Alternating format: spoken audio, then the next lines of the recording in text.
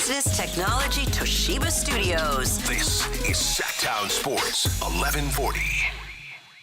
Card Part Saturday, they're riding with you. Best card show in the country's true. So saddle up and listen, find out what you've been missing. You can be a Card Part too. Well, the goblins have galloped back to their lairs. The spirits are home asleep in their chairs. Have all treats been taken? There's one left, you know. It's time for a tasty new True Sports Card Show. I'm Whitey Gleason with a peek at today's lineup here. See what we got. We've got the latest on the new Topps basketball cards that have taken the hobby by storm. We'll dive into the big news that could shake the hobby to its very core. And we'll hear details on one customer's big hit this week at the shop. Maybe details on two customers hitting it big. With all that and more, here he is. He's my card part, and he's yours, the one and only Emran Pilani. Yeah. In his glasses. He did it. Business today. Hello, Emran. I'm more intelligent whenever the glasses go on. So let's have an hour or a little less than an hour worth of mind-blowing facts, figures, and investing news. It's what we could do. It's scientifically proven that your IQ goes up easily 120 points when you put your spectacles on. I just did my IQ test. It's 130 total now. So. Oh, really? Okay, there you go. 10's not a good start. When you take them off, you might need somebody to take you home. I don't know. Hello to all my friends in Stockton, California. I was talking and chatting with a bunch of my friends back home, and they said that they'd be tuning in today. So only 3 years in. By the way, everybody, this is the beginning. This is the first show of our third year on the air. That's incredible. Yes, it's amazing that was... Is that Kyle behind the window clapping? Yes, he's here to celebrate your anniversary. So we've got Kyle Ledbetter, who's behind the window today working. What I love what Kyle just did was he hit the microphone so we could hear him clapping as well. Yeah. This is the kind of producing genius that comes with this show. Well, perhaps in some way he's making the statement that this show without him would have never gotten off the ground. I don't know. I agree with that. Didn't he used to run the show in the early days? He did. Yeah. Kind of the middle days. Well, yeah, middle days. Nate Littlefield did that too. I love Nate. What I'm about to say is no, demerit on him. You're sounding very drapery right Here now. I go. Be careful. Let me ask you this. Nate was somebody who worked throughout the day, had a great time and everything, and then he would have to wake up early for the fishing show. So often Nate would be sleeping a little nap in between right up until the brink of our show starting. Like maybe the snooze button hit at 9:59. Yeah. At least I saw Kyle just here at least 20 minutes ago. So Wide awake. Yeah. Kyle, what time do you come in the morning? Today, 4 a.m. Normally, 8:30. Yeah, this is a different shift. This is a weekday guy that you got helping you out today. This is Whitey, Emran knows me as just the schmuck who was coming in on Saturday mornings. I mean, I didn't say it out loud, but I said it with my eyes. Let's move to cards. Hey, how about this from Psycho Bulbasaur? Bought a Francisco Lindor rookie card from your shop earlier this year, and it just popped a PSA 10. The wins continue at True Sports Cards. That's nice. Congratulations. Yeah. Love hearing that. Very nice. Only took 9 months to get it back from PSA. Speaking of PSA, let's start off with the bad news first. It's good news, but bad news. So the PSA rep that I've been working with for nearly 2 years, Andrew, tells me, Emran, I have some news for you. And we've talked about this on the air before, but today's the day, November 1st, that it hits. He goes, got 2 pieces of news from you. You want the good news or the bad news? I said, give me the bad news first. He goes, we're upping our fee by $2. It's what we're doing. So you're going to either have to eat it or you pass it on to your customers. A lot like the tariffs of the world we're passing on to our customers. I already make very little per card. And so with this increase in price by PSA, we've jumped our prices to $32 for a single card or $27 for 5 or more cards. It's the upgrade price that they charge us. Don't take those glasses off. Don't do it. I'm getting real dumb here. I feel dumb, so I'm taking the glass off. Glasses on. There we go. So I said, well, what's the good news? And they said, it's going to take a little longer. I go, what are you talking about here? He goes, well, I didn't have any good news. I just wanted to give you 2 and give you hope. So the bad news is that we have to jump our prices by $2 per card. And the bad news, part 2, is that it's going to take another additional 10 to 15 business days longer to get it.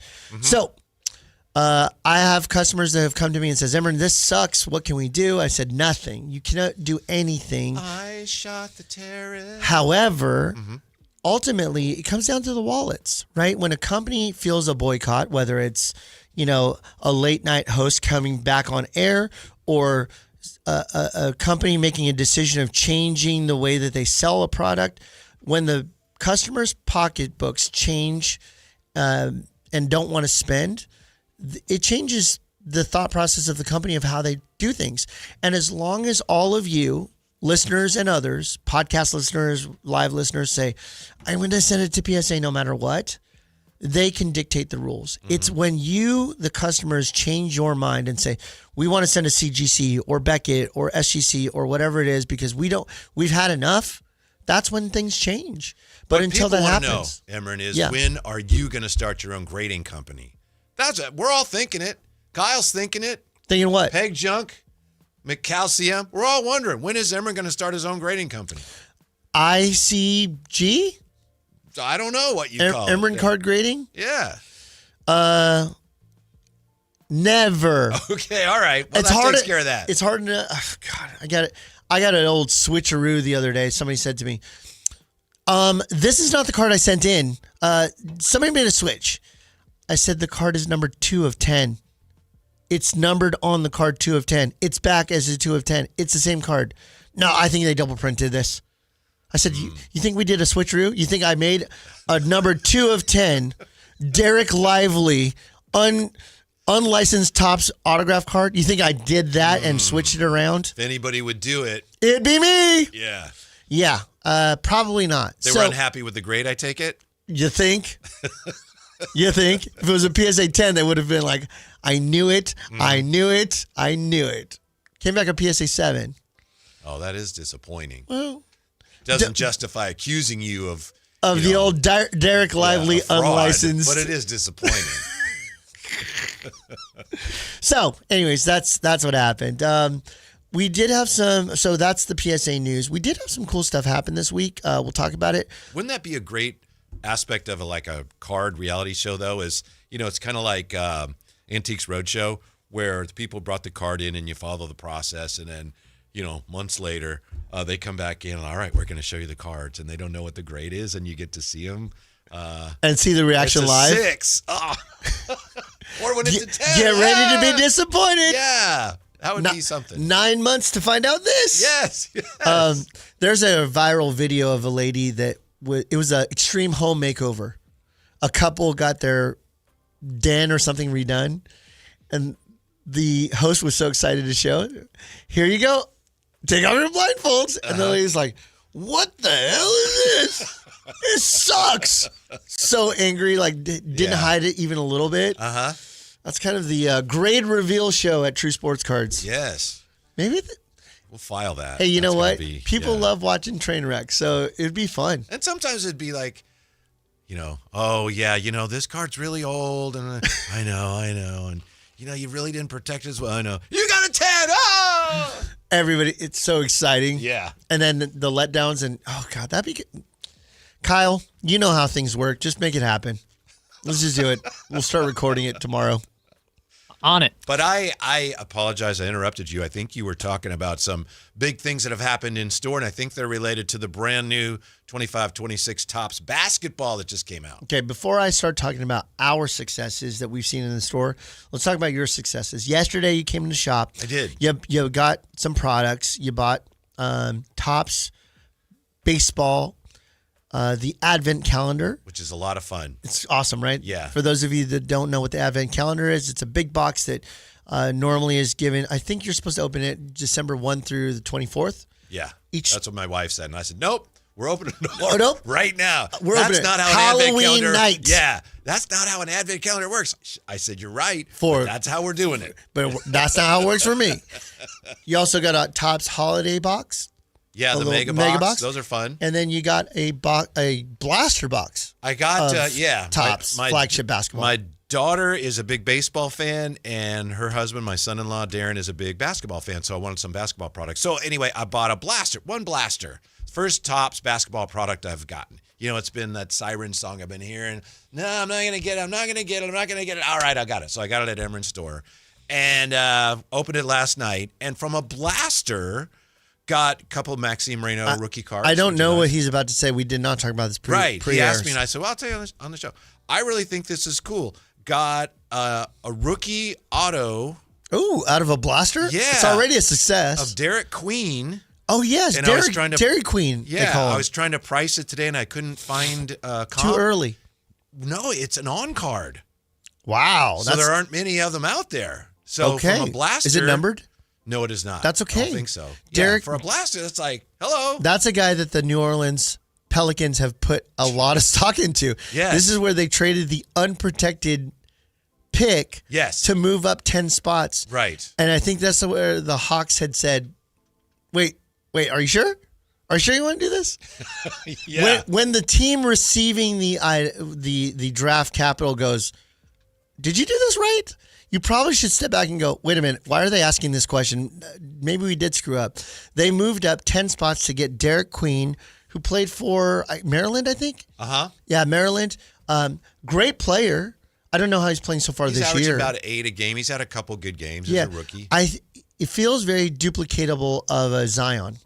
You know, same body style, same play. I think he's a better shooter than Zion, and not as big of a dunker or, slasher.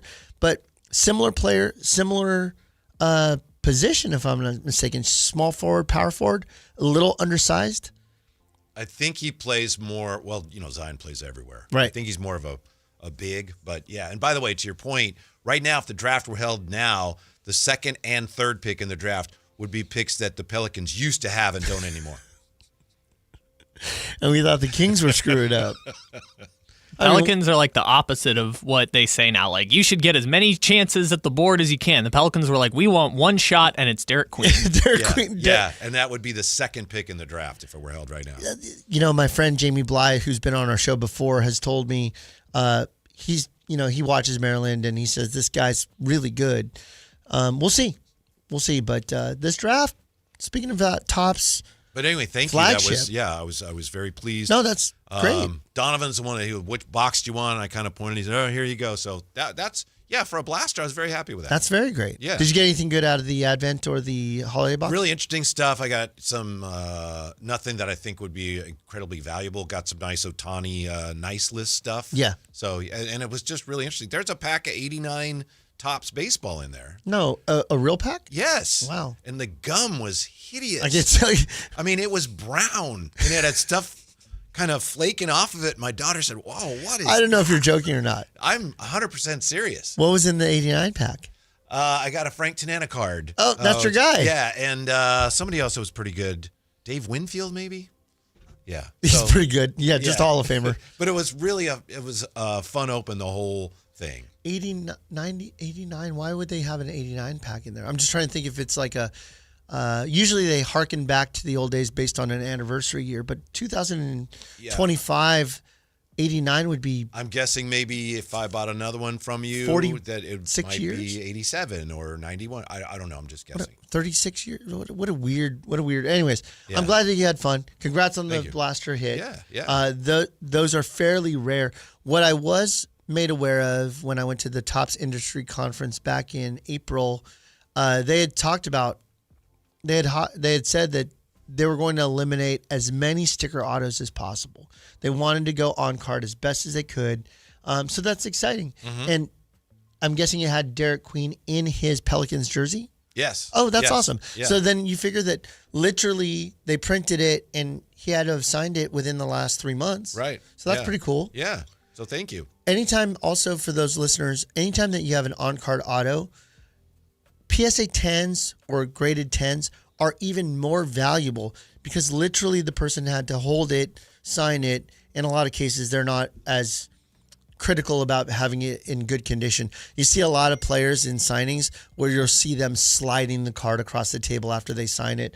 So just think about how it comes down Just to like finger flicking it like with the paper footballs. Pew! get it out of here. If you ever watched, do you recall the 2024 Bowman draft Tom Brady cards that had him superimposed as the Expos player? Do you remember that? Sure. They took Phil Plantier, I think it was. He was in I don't an remember that, but Expos. I He was in an understand what you're Expos talking about. jersey. Yeah. And then they superimposed Brady's face. Maybe on I did it. see that. Yeah. And Brady signed a bunch of them. There was a gold one. It's number 12 of 50, and he signed the inscription.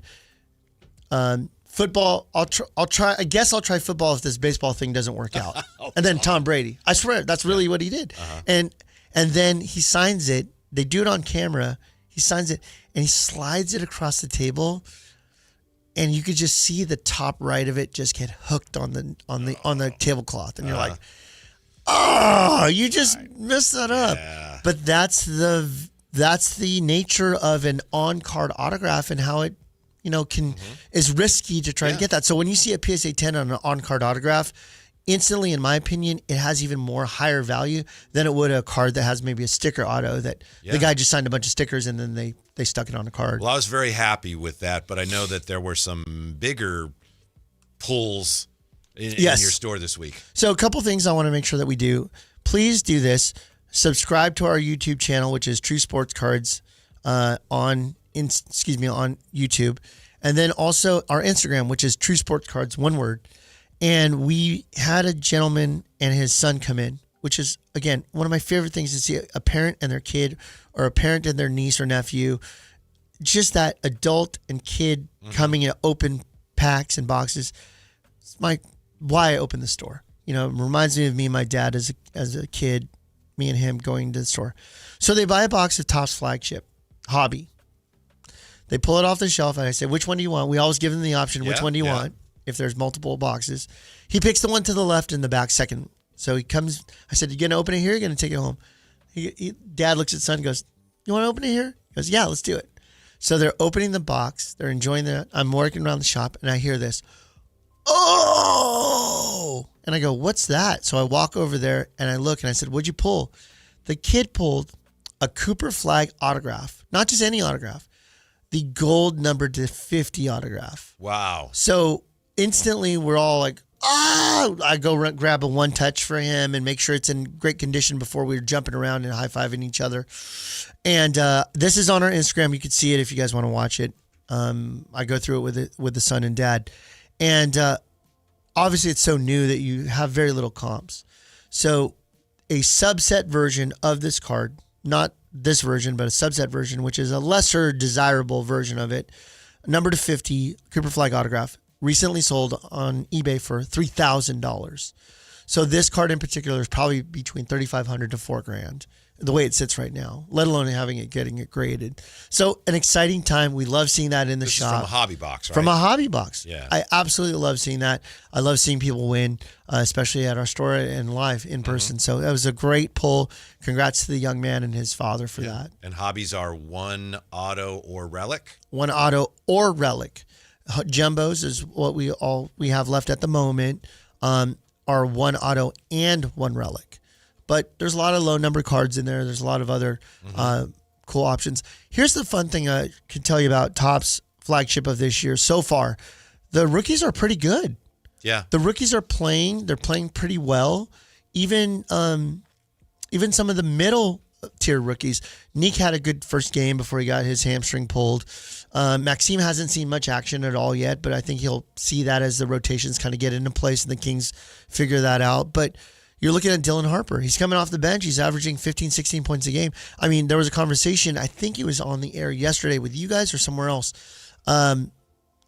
Is Fox an expendable asset? Oh, yeah. Jay and I were talking about that. That's a good question.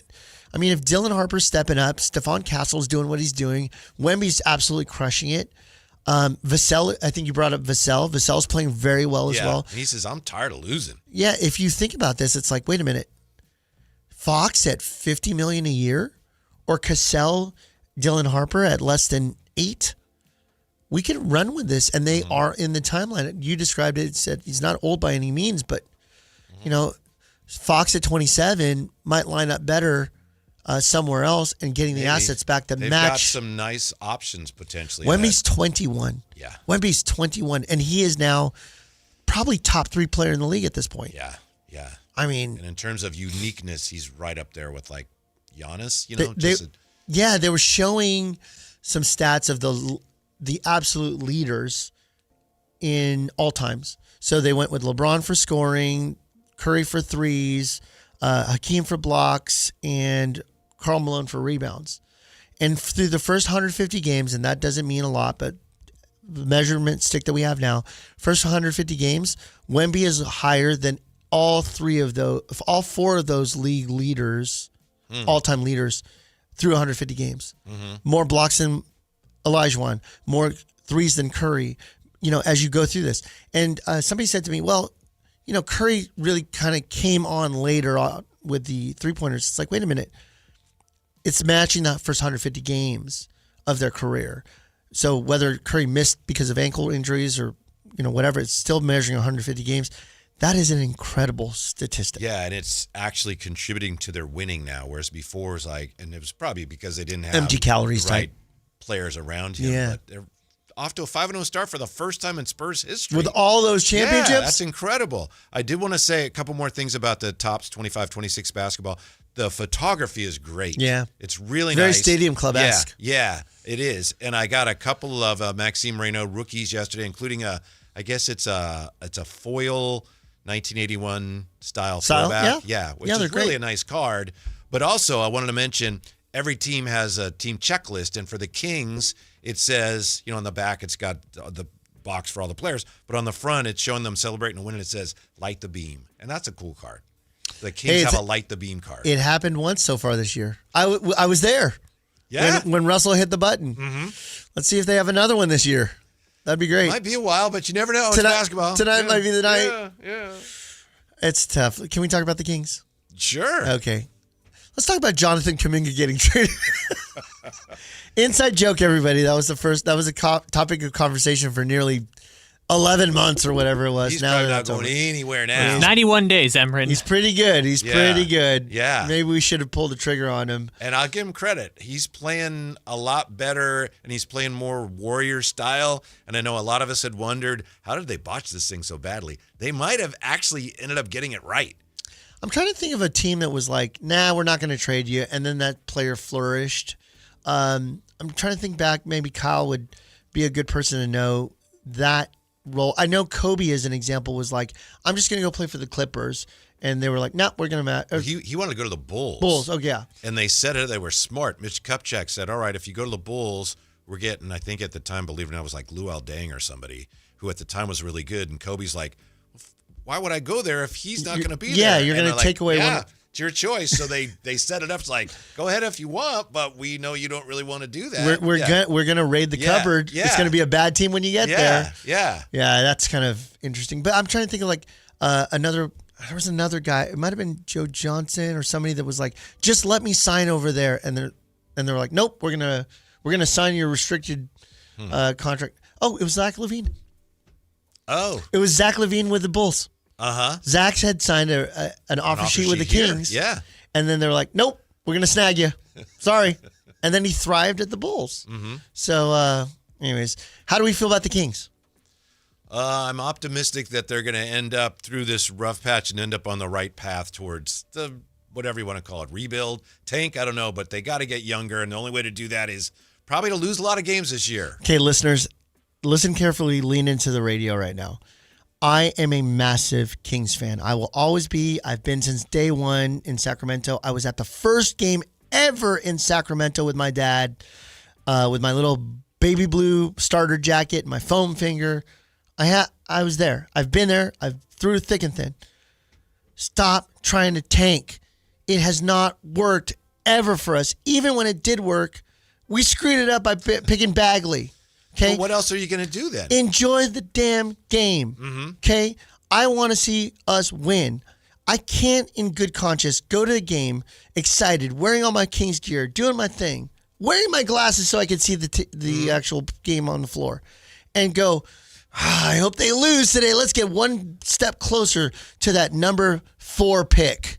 I just can't do it. That's the beauty of it. My competitive nature of my human being, everything about me will not let me do it. You root for the win. If they don't win, you can say, all right, there's some comfort in that. But we'll screw it up anyways. I.e. Luka Doncic. I.e. That wasn't Scott Perry. Quincy Doobie. I.e. Jimmer Fredette. That wasn't Scott Perry. I.e. Thomas Robinson. Ben McLemore. Nick Stauskas. I mean, although that one they didn't have a Hall of Famer picked right after. Stop. Yes. Stop. But what are you going to do then? Try to win. We have a future Hall of Famer in DeMar DeRozan. Mm-hmm. We have a future Hall of Famer in Russell Westbrook. We've got a slasher scorer that's on a top 10 scorer in this league in Zach LaVine. We've got a top 3 guy off the bench in Malik Monk. Well, they clearly are trying to win. Figure it out. Yeah. Stop trying to tank. I want to see wins. And so what if it's a play-in? I want to try. If you're going to get up, try. And if you're not, then stop. Don't tank. Just trade everybody and reset. But that doesn't make me feel great. I've seen the resets.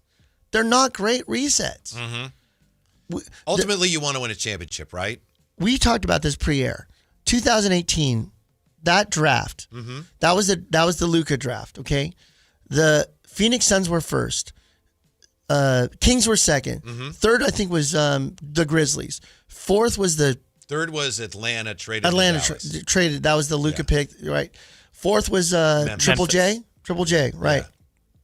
Yeah. Everybody in the top 10, whether it was Mo Bamba that was picked, which was a miss by the Magic, every team in that top 10 has seen success in a level to where they've been a consistent playoff contender or they've seen some, upside, except for the Kings.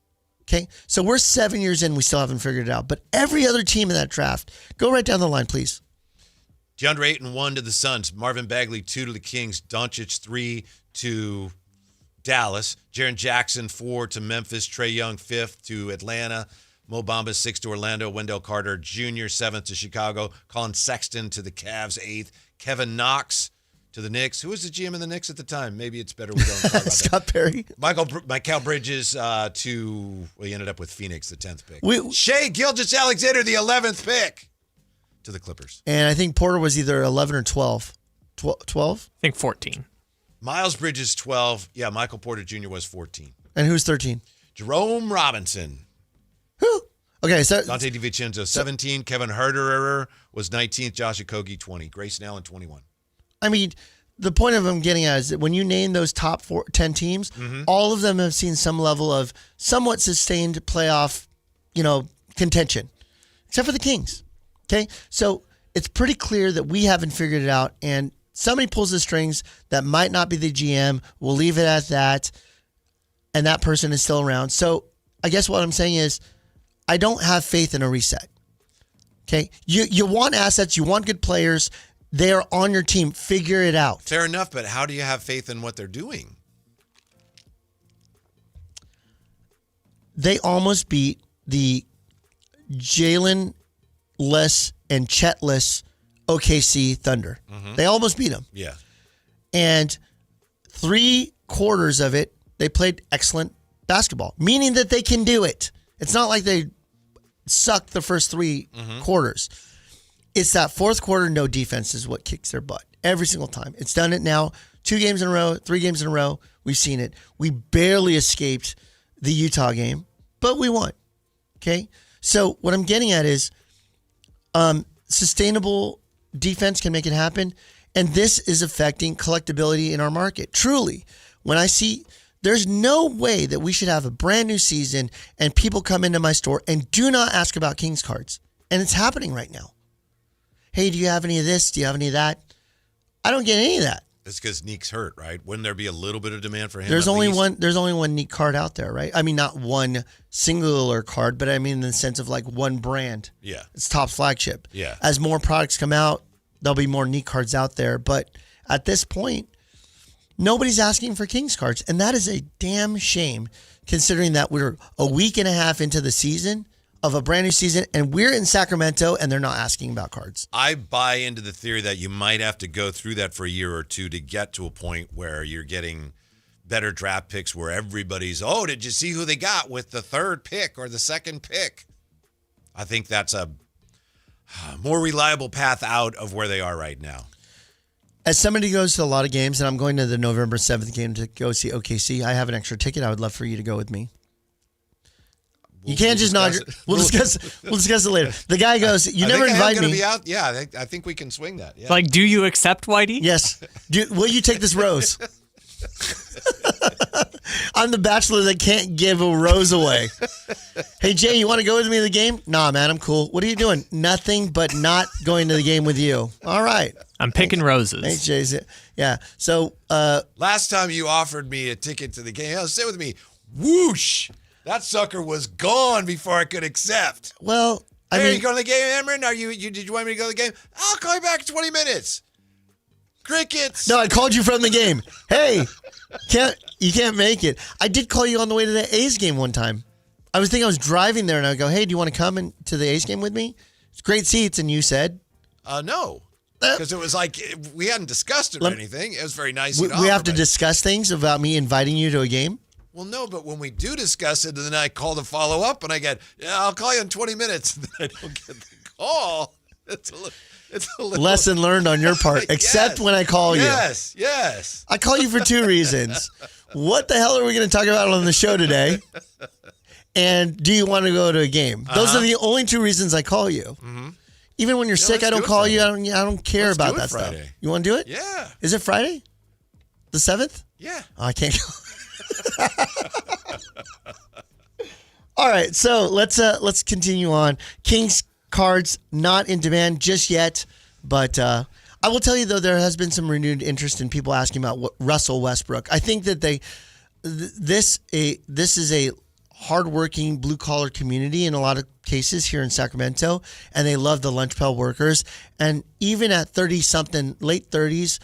Russell Westbrook is just a dog. The guy tries so hard. He plays so hard. He's diving for balls. The other day, did you see Schroeder go for a steal and dive for a ball? Sure.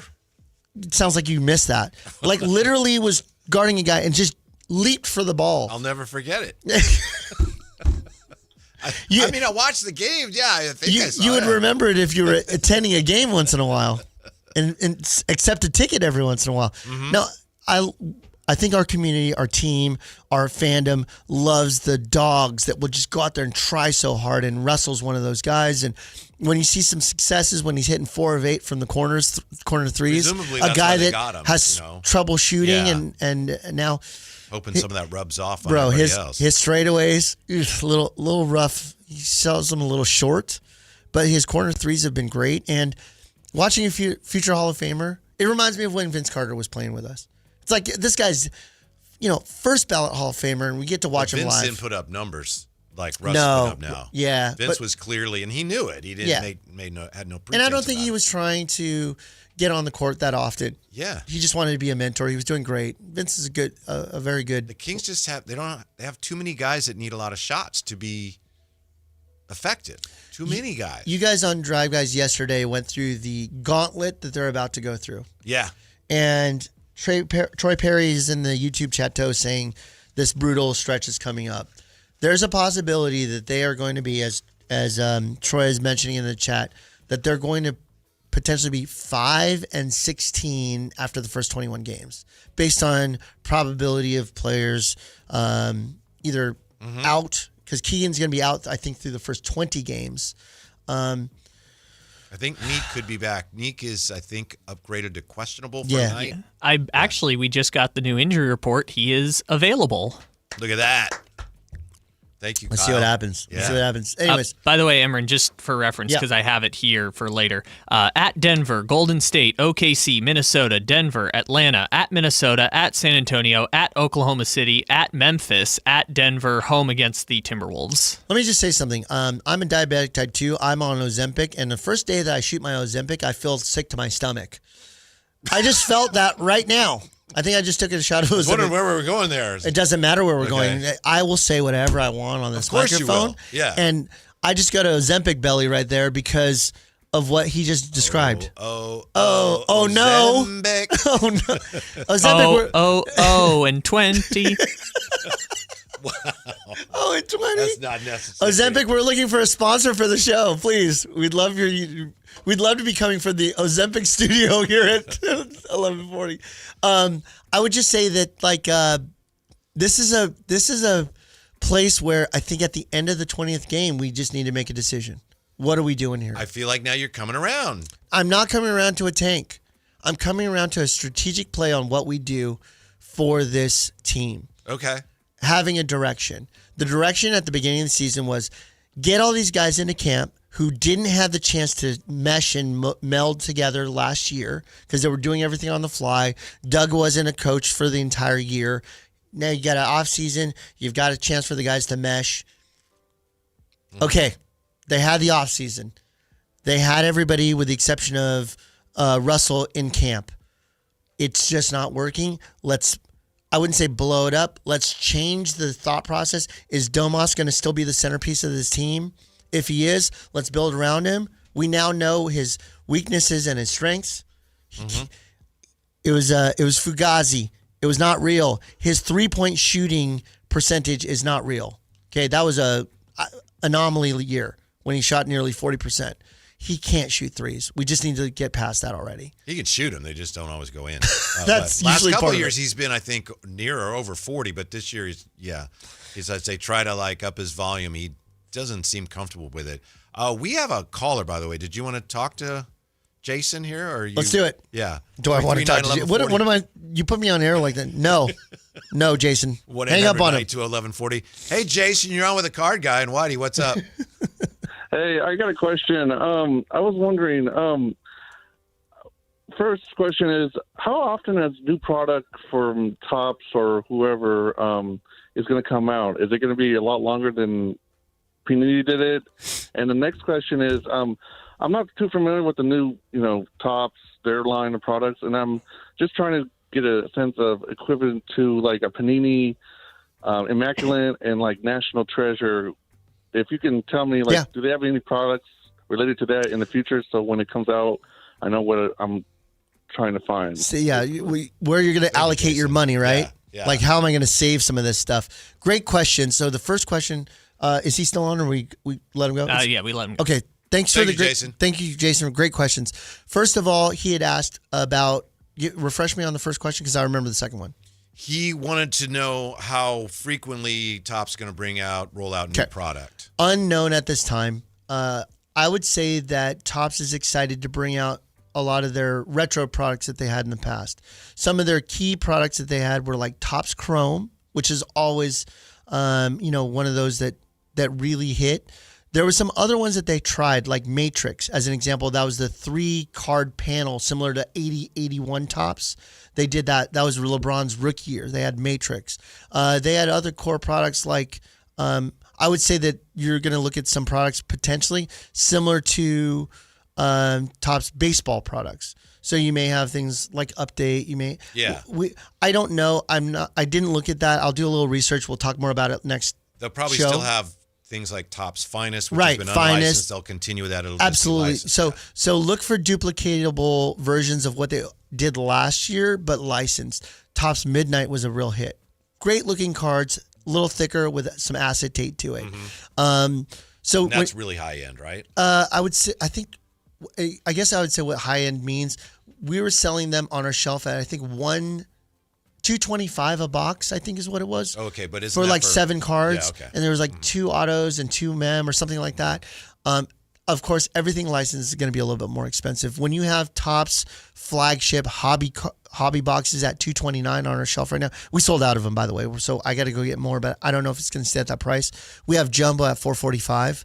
I haven't raised the price on that. That's just kind of where it's at. When you have boxes that are equivalent, just think about the math of this. Topps baseball hobby boxes started at around $139, ended up and currently selling it right around $170, $175. So if Topps basketball starts at $229, I think you're going to see them settle in at about $275 is kind of where they're going to be. So as you look at kind of how that works, figure the math on everything else is going to kind of be the same. So I would say that Topps Midnight is probably going to come out licensed. I'm going to say it's probably going to be around $325. I'm just guessing. I have no clue. We'll see what the price points will come out. And just to let you know, what happens is Topps will give an allocation to a company like mine and say, hey, Imran, how many boxes would you like? You can get up to, I say boxes, but I meant cases. Hey, Imran, would you like up to 5 cases of Topps Hobby basketball? And I have a choice of getting 1 to 5 cases. It's up to me. I buy 5 cases knowing that we're going to sell through them. Do they have more? Yes. Back at the Topps factory, they have more. But they only allocate this much to the people at the moment. They say sit on the rest. So then they give it to me at one price. I buy them all. And they go, hey, if you like that, you can get more. It's called Wave 2. Would you like another 2 cases, Emran? Sure. Same price? A little higher this time. So now they give me, it's like knowing that you have product you're going to charge more and you don't sell all of it because you know you're going to come back and hit them for a second wave. And that's kind of what's happening now. So I just got the allocation to ask if I want 2 more cases of that. So as that comes out, Jason, we'll find out more about that. The second question he asked is, what are some of the other products that are coming out, correct? If there are parallels, and I would just say that parallels to Panini, and this is all speculative right now, but I know that Panini is talking about selling, and some are saying that Topps could be the buyer. And we don't know yet, but that could potentially happen. And my point is, if that happened, Jason, we might see all of the Panini basketball lines, Mosaic, Optic, whatever. Topps may just continue themselves. That is step Z. We're before the alphabet even starts. Right. These are 2 teams that are suing the heck out of each other, right? You're a monopoly, Topps. You're taking over. You're not giving us a fair shake. Said Panini, who's been exclusive for 10 years. We buy you, guess what happens to those lawsuits, though? Right. Bye-bye. Yes, exactly. So there's conversations about that. Who knows if that will happen? I will tell you, even though it becomes even a bigger monopoly, I'd be excited because I would hate to see Prism die. I'd hate to see, some of these great products that they've made over the years just go away. I think that they deserve the longevity of them. And I will tell you that some speculative buyers that have been excited about buying the last ever Prism boxes for basketball as an example. It's like the guy that bought Tom Brady's last touchdown. And then he was like, I'll come back. Yeah. What just happened to my product? Right. So yeah, I don't know. It's one of those exciting times to find out what's going on. I know that some of the distributors, the large distributors, the middlemen that sell to shops are not thrilled about what's happening with Panini because Topps is kind of taking them out of circulation as part of the game. So they're saying, we'll just go directly to the shops. We don't need you middlemen. And a lot of those middlemen who are big distributors of Panini product are now kind of in that position. Yeah, I have to think consumers benefit from the competition. So hopefully there will still be some. If this really goes through, well, you could say already that competition's over. Because Panini doesn't have any of the licensing that matters anymore. Right. So that competition's over. Now it's a matter of, do we just acquire you? Is this one of those acquisitions that says we save money by not fighting? Right. Let's just buy them out. And that's what happened with Topps. Topps is going to fold. And because Fanatics came in, they took all the licensing for baseball. Topps didn't have the licensing for anything else except for baseball. So they cut their legs from under them and go, hey, you know what? Now that you don't have anything, would you be interested in selling Topps? And that's how Fanatics got them. So is this the same boat 5 years later? Yeah. I would just hate to see products that people have fallen in love with for the last 15 years go away. So if Topps ends up buying them, I'm fine with it. Speaking of the Topps basketball, what's going on now with the prices of some of the cards? For example, Cooper Flag rookies. Now that more of them are out there, initially, any time a new product comes out, it's like, oh, this is worth a lot because there aren't any of them out there yet. And now that the market is, I don't know if flooded's the right word, but as more and more of them come on the market, what happens to the values? So let's use the 2-week Cooper Flag scenario. So Flagship Basketball just came out just a few weeks ago, and Cooper Flag rookies, just the base rookies, where he's just shooting that jump shot in the Mavericks uniform, those were going for between $12 and $15 first week. We're now into week 2. Just a base paper. Unnumbered. Yeah, that's unnumbered. a decent. I mean, that's a high value. That's For high. for a base card, Yeah, you're correct. yeah. Not a subset, nothing numbered, just the base card. Going for $12 to $15 and consistently. Now it's settled in a little bit. People are realizing like, oh, I'm getting like 4 flags to every box, 5 flags to every box. They're now looking at it and it's settling in between $5 and $8. But history will tell you on paper products, and remember, this is Topps first version of it, but let's just go back to licensed Don Russ. Paolo year. What's a Paolo? He was the first pick in the draft, an all-star, a perennial all-star, a superstar. What are his rookies going for? $1 to $3. What is somebody like Cade Cunningham going for? $1 to $3. When you're seeing paper product, they're settling into where they're supposed to be. There's no difference between a hobby-based Cooper Flag product and a retail-based Cooper Flag. If you pulled one out of your retail blaster yesterday, it's the same exact card as the one that's pulled out of hobby. So as you see these things flooding a market, as you described just a minute ago, whether it's at Barnes & Noble, whether it's at Costco, whether it's at Target or Walmart, or whether it's at a hobby shop, that Cooper Flag is the same Cooper Flag. So when it's at 50 different locations, expect that to be pulled by 50 different types of buyers. And when you see as many as that come out, they're just going to settle in. That's why, for investment purposes, go for numbered stuff. Even your Derek Queen is a limited edition because he didn't sign 100 million of those. He signed, maybe 10,000 of those as an example. So that, as even an unnumbered product, might be worth it. Just figure, listener, that I would invest, for the investment side of things, numbered product. When it comes to collecting, collect as your heart desires. Yes. That's what I would do. How's everything going on Whatnot for Emran Pilati? We're now 2.5 weeks in. I've added an additional streamer. His name is Sean. He goes by Sean Shreds. He's got his own great channel. He does a lot of WWE, which I'm, you. Yeah. Your favorite wrestler again? Steve White. Steve White. That's right. Steve White. El Grande Americano. That's an actual wrestler now, by the way. Oh, really? El Grande Americano. Okay. He wears a mask, a USA mask. Are you sure that wasn't your coffee order this morning? No, He's on fire over there today.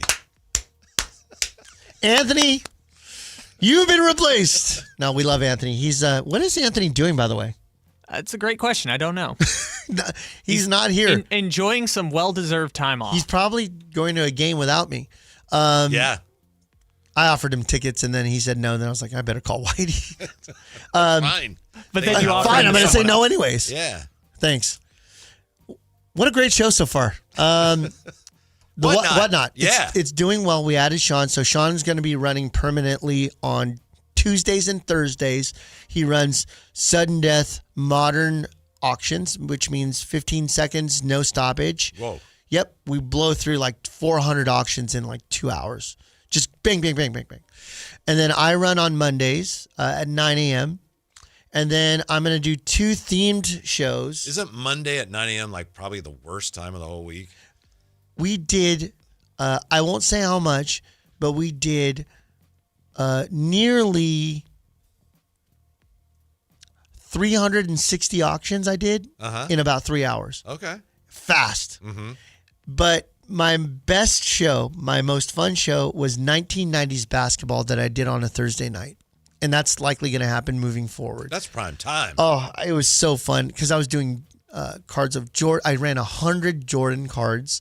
I ran Grant Hill rookies, Jason Kidd rookies, Chris Webber rookies. Just fun stuff that's just my nostalgia, my jam. Just after high school, that was kind of the real era of collecting. And the inserts, as you have one insert, the Kobe insert, those are great inserts, fun stuff. I kept it cheap. I don't think any card was closed for more than maybe $30. So it was a lot of people were just loving it. And everything's in a one-touch magnetic holder. The holder itself is $3. I'm starting the auctions at $2. Look at that. Exactly. And so usually on Wednesday nights, I'm watching some sort of Kings replay and unsleeving one-touch holders and putting the Jordans inside of them. So I'm working on that kind of mindlessly throughout the night. So having a great time. And then also I'm going to end up doing a WWE stream as well. Nice. I just can't stop. Okay. And speaking of that, I talked to Jessica last night. There's two options that I have here. Because my financials hit everybody's budget hits something to where you're like, I have to make a decision. So there's one of two options here. I gave Jessica the option. I'm either going to go see John Cena's last wrestling match ever, which is going to be in Boston, Massachusetts on December 13th. Very nice. Yeah, extremely expensive to go. Where do you stay when you go to Boston? I haven't stayed in Boston ever. Okay. I've been there. I've did an event and flew out of there, but I've never stayed in Boston. Is there something I should know? I'm just wondering. Copley Plaza, I think, is where I stayed. Okay. Yeah. Did you enjoy it? Yeah, it's great. Okay. Yeah. I like Boston as a city. God, their fans are passionate. I'm going to try. The tickets for Cena nosebleeds are in upwards of $3,000. Just a dumb spend, but he's my hero in wrestling. I really love him. So seeing him live in the building for the very last time wrestling, let's hope it's true. Not like a Tom Brady last football. He comes back in January. He's like, you know what, guys? One more time, I'm going to be pissed. I'll be like, wait a minute. I flew cross country and I spent this much money and cried tears watching my hero retire. I remember one time all my friends wanted to go to Candlestick Park to see the Rolling Stones. And it's like, I don't the farewell really tour. go. And it's like, this might be it. That was 1981. First of all, shout out to them for living this long. Right. And me too. Whitey's older than them. Not You're true. an old wooden ship. Not true. So, the other option is to spend our money on going to see the Backstreet Boys at the Sphere in Las Vegas. They're now doing an encore version of their event. Mm-hmm. My wife is a Backstreet Boys fan, and maybe I am too. So and maybe I know all the lyrics to every song, and maybe I want to dance. She's going to say, we're going to Vegas because I want it that way. And then I'll go, tell me why. So those are the options. And I'm okay with either one, although my heart would be broken if I didn't see Cena. It's not Your heart is about to be broken. It's not that I don't want to see, that I can't see the Backstreet Boys again, but that Sphere, I heard, is incredible. Yeah, I've heard that too. And I've never gone to something like that, so I think I want to just kind of experience it. So there's my therapy session. Every show we have one. Mm-hmm. There's my 5 minutes of therapy. YouTube Chateau. I know this is a baseball card show, but let's talk a little bit about Backstreet Boys and John Cena. Sure. There's room to talk a little bit about all of it. What is... Go to Whatnot. Follow us on True Sports Cards. Bookmark every show. Join me, Sean, and we have another streamer that's joining us. I'll announce him next week. What can Game 7 of the World Series do to card values tonight? A guy like Ohtani, there's only so much higher it can go, I right? have a signed Vladdy Jr. jersey framed in my shop right now. Wow. Okay, so that if they win tonight, $1,000 is what we'll have it out for. Currently, we have it listed at $750. So I'm telling you right now, it's either going to be worth $750 or $1,000, depending on the win. Ohtani cards are through the roof already. He's supposed to start tonight, but I don't know how long he's going to go. Incredible. This is just wild what's happening right now. We were trick-or-treating last night with Beck and Jess and friends, and many people were in their driveway. They had drug out their flat screen TV so that way they could sit in the driveway, watch the game, and give out candy at the same time. And so there was a point there where I was walking. It was 3-1 in the 8th, and Jessica had Beckett in a wagon, and she's pulling him around with friends, and they're all walking, having a beverage. Took turns, right? Then for a while, you'd be in the wagon. And with me and me and Beckett being pulled. Yeah. What ends up happening is I end up watching the game. Go Blue Jays, because I think the Dodgers have already had everything that they need. Ohtani is still the investment of choice. But if they win tonight, jump on your Vlad Jr. cards as fast as possible, because every team has that one player. Every team has that one player. New York with Judge, Ohtani with the Dodgers. Every team has that one player, and Vladdy is the guy for this. So jump on your Vladdy's. I would even have bids into an auction before it closes tonight. But I say go Blue Jays because I hate the Dodgers. And that's how I'm living today. Oh, Canada. Thanks for being with us. We'll see you at True Sports Cards, and we'll talk to you next week. True Sports Card Show. Bye-bye. With every card under the sun, you might find an old Doug Christie numbered 101. You're still glowing, flirting,